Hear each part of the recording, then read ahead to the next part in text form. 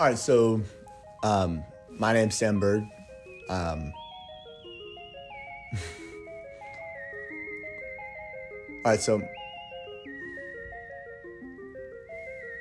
my name's Sam Bird. Although, I mean, if you're watching this, I'm pretty sure you already know that.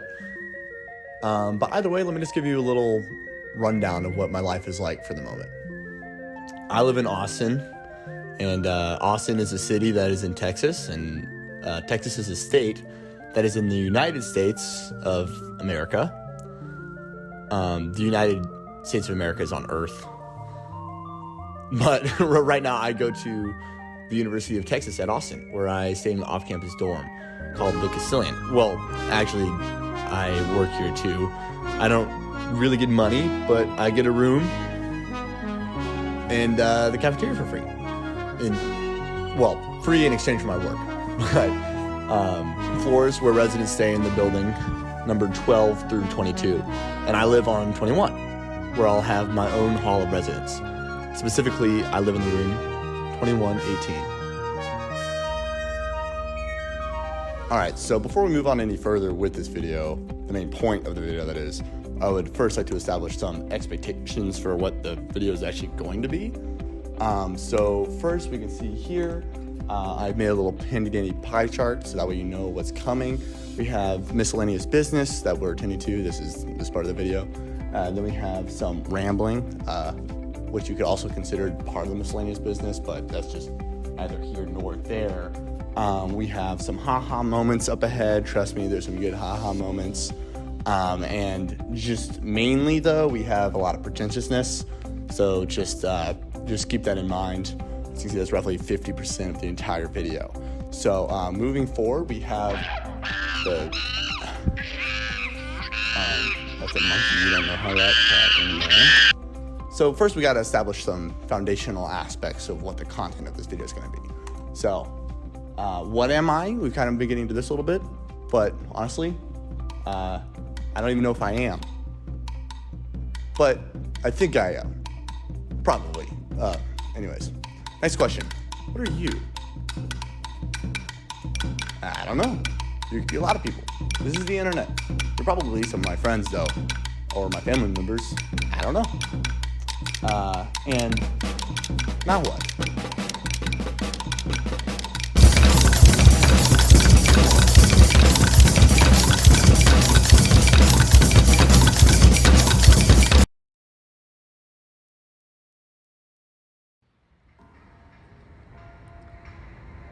All right, so remember how I was saying I was living in Austin? I mean, yeah, me too. It was like 2 minutes ago at the beginning of this video. But either way, I've never really lived in a city before. And I know that Austin's not necessarily that big of a metropolitan area. It still is big enough to where it creates these thoughts that you wouldn't otherwise have living in small places. And I guess that's kind of more or less what the video is actually about. Sonder is a word that I first heard in a Vsauce video in 2015. And the word describes the realization that every human you see in your day-to-day life has their own unique, specific story that's just as their own and specific as your own story. At the time, when I watched it, I suppose that made sense to me. And I've always known that to be true, but I think the longer I continue to live in a city where I pass countless and nameless faces every single day, the consequence of that word is further realized. I can't look anywhere that hasn't been influenced by the mind of another human. Most obviously and definitely most aggravatingly, the example of advertisements comes to mind. Other people who make something, paying other people to put up stuff that makes other people pay the original other people money. And I'm just caught in that, looking at stuff that I don't want. More than that though, every building you see was designed by people, built by people, and lived in by people. Each of them having their own reason and agenda for living there and doing things. And it's not just that, it's every small bit of graffiti or angry look while driving or paved piece of concrete. All of it is the example of another sentient being's intelligent influence onto the environment around them.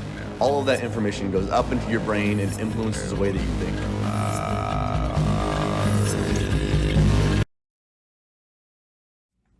Why does it overwhelm me?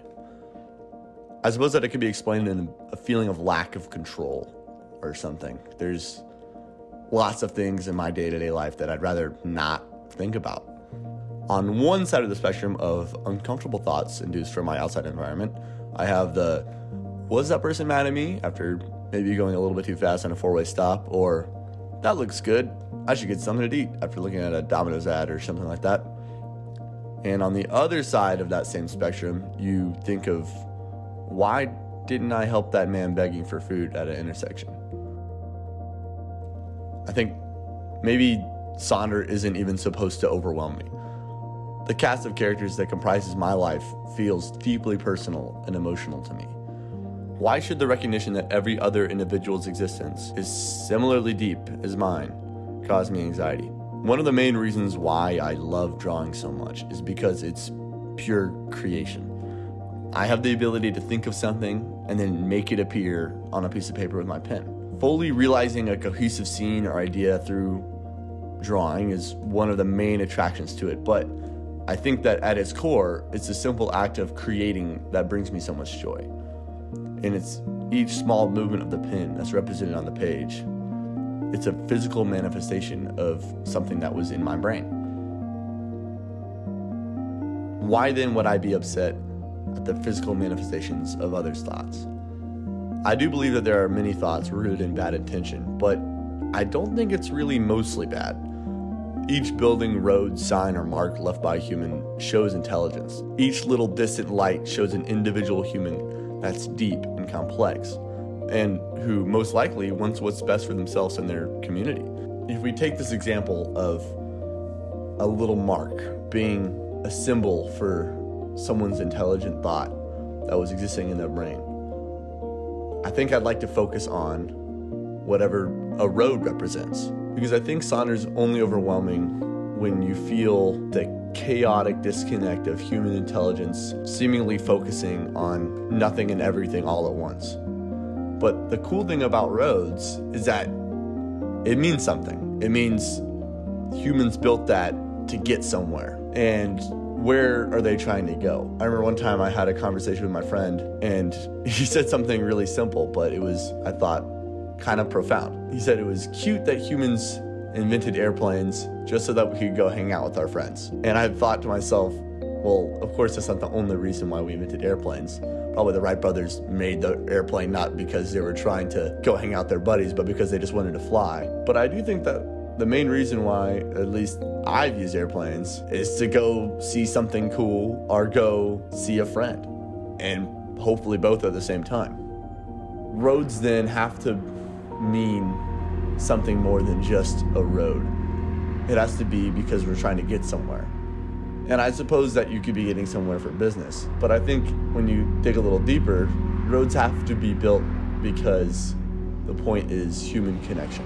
And I think living in a city means that I'm surrounded by whole and complete individuals who are all focusing on different things all at different times of the day. And there's just too many people for me to even comprehend. And in all of the meaning, somehow it's chaotic and life loses meaning because what the heck is going on? But then I think about roads, and that there are these deeply personal connections in my life and in everyone's life that lead back to somewhere. And it doesn't have to be home, and home doesn't have to be a physical space. But I think it's those long-lasting human relationships that really bring meaning into life. And more than that, it's the beginning of new relationships. It's the future reasons why we'll take those roads to go home. The future people that we'll be in love with and we'll think about and we'll care about that we don't even know the names of yet. But still, the purpose of roads remains the same. It's to get us to where we want to go. And for me, that's with other people. There are these fundamental parts of infrastructure that represent these deep parts of a human's brain. And maybe I'm thinking about roads too hard, but I think they really do take you where you want to go. And I think that's really beautiful.